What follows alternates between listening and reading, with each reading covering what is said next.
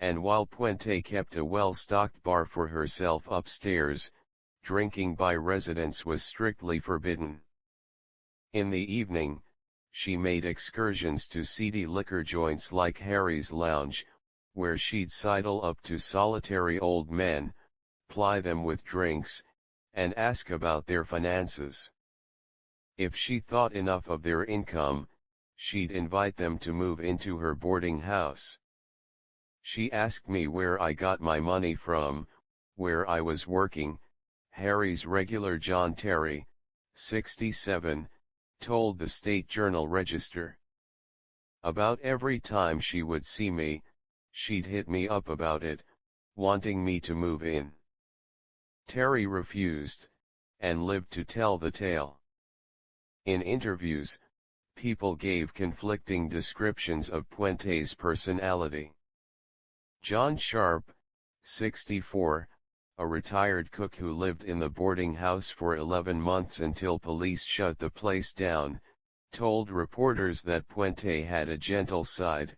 She fed stray cats, gave her boarders clothes and cigarettes, and even bought one disabled tenant an adult tricycle so he could be more mobile, according to the Associated Press.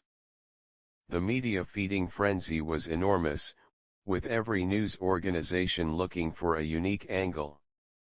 When neighbors told reporters that Puente passed out tamales at Christmas time, the National Enquirer wanted to know if the meat in the tamales tasted funny. The Law Times tracked down Patty Casey, a 54-year-old cab driver who ferried Puente around town and eventually became a friend who visited Puente at the boarding house.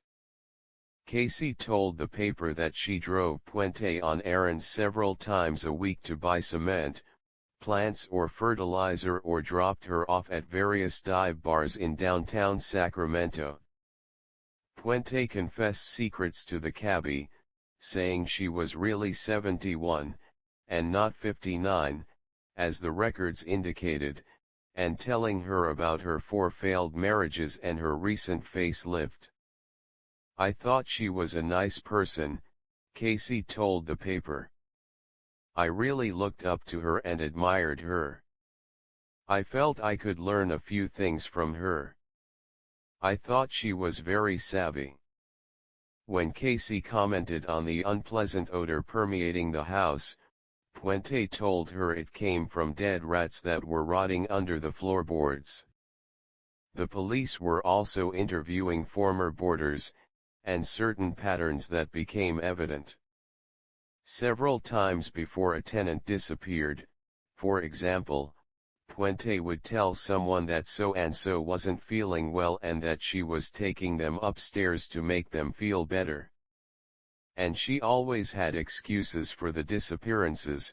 One tenant was becoming burdensome and telling her how to run her house, so she'd packed his stuff into cardboard boxes in the middle of the night and threw them on the street. Another left suddenly to live with relatives. Under the guise of the benevolent grandmother lurked a lifelong criminal, and diligent reporters carefully pieced Puente's life story together and published it. She was born Dorothea Helen Gray on January 9, 1929 in Redlands, California, and although she claimed to be the youngest of 18 children, her birth certificate showed she was her mother's 6th child, the Sacramento Bee reported. Hers was a childhood marred by tragedy, with her father dying of tuberculosis when she was 8 and her mother dying in a motorcycle accident a year later. Her relatives told the Bee that the Gray children were farmed out to different homes, and according to census records, she lived in the city of Napa at age 13. School records show she was a student in Los Angeles at 16, but less than a year later, she moved to Olympia, Washington, where she called herself Sherry, and worked in a milkshake parlor during the summer of 1945. She met Fred McFall, a 22-year-old soldier back from the war in the Philippines, that fall, Wood writes. She and a friend were living in a motel room, and turning tricks there as prostitutes. She was a good-looking female, McFall told the Bee. She knew how to make a buck when she wanted to. When the couple were married in Reno a few months later, the 16-year-old Puente said she was 30 and called herself Sharielle Rissel, information duly recorded on the marriage certificate. McFall soon found out that Puente was an inveterate liar. Not only did she love to adorn her body with expensive clothes, silk stockings and flirty dresses, she also loved to embellish her background. When she was young, she lied to make herself seem more interesting, and it was a habit that stuck for life. Sources close to her said she claimed to have lived through the Bataan Death March in World War II, when she was 13, and the bombing of Hiroshima. She was the sister of the ambassador to Sweden, she told People, and a close friend of Rita Hayworth. McFall and Puente set up house in Gardnerville, Nevada and had 2 daughters. Shortly after the birth of their second daughter, McFall told the Bee, Puente went to Los Angeles. She became pregnant several months later.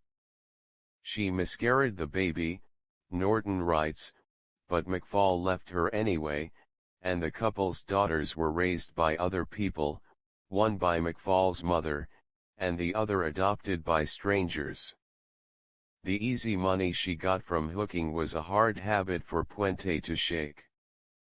In 1948, she stole checks from an acquaintance to buy a hat, purse, shoes and pantyhose.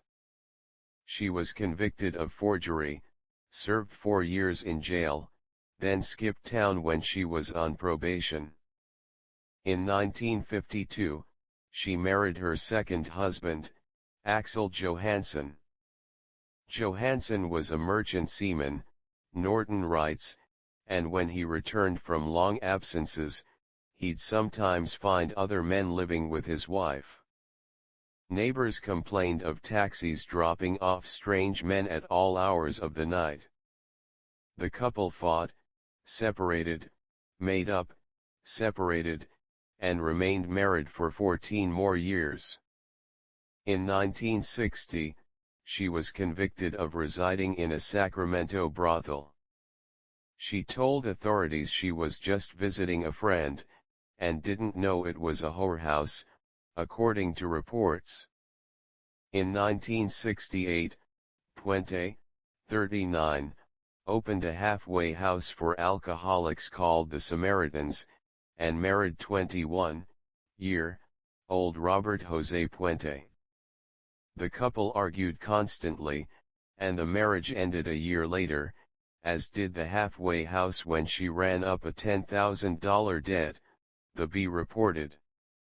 Soon afterward, she moved into, and began managing, the boarding house located at 21 Street and F Streets in Sacramento, and in 1976, she married one of the tenants, Pedro Angel Montalvo, 52. She wanted new pantyhose every day, Montalvo told the Bee. She thought she was rich. In 1978, she was convicted of forging 34 checks she'd stolen from her tenants, the Los Angeles Times reported. She served 5 years on probation and was ordered to undergo counseling. A psychiatrist who interviewed her diagnosed her as a schizophrenic and a very disturbed woman. Authorities alleged that Puente committed her first murder in the spring of 1982, when 61-year-old Ruth Monroe died of a drug overdose shortly after she moved into 1426 F Street with Puente, bringing all her earthly belongings and $6,000 in cash.